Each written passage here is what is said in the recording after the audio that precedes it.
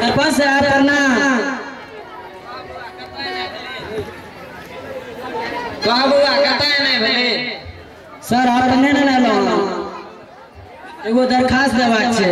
ना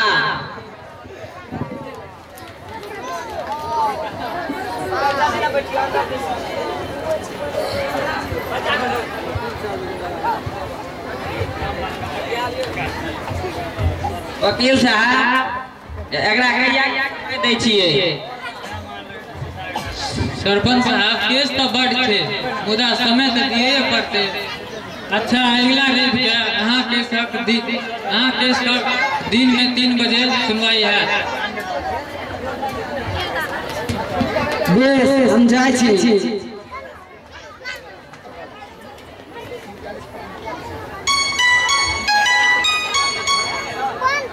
सरपंच साहब एनएस तो बहुत झगड़ा खरिया में सकल भरिया देलक आ जे चलाक छल से बन गेल आ 2 बार तो उपट गेल।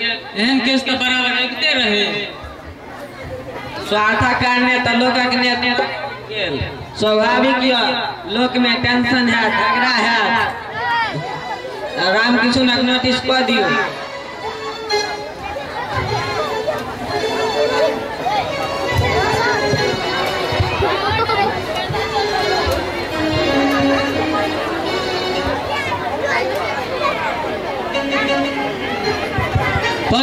पंचू जी सर आज्ञा हुई सर। ई नोटिस ला आई पर मोहर दो रामकृष्ण के ठाम चल जा हुनका दऽ दियो। जी आज्ञा सर तुरंत जा रहल छी।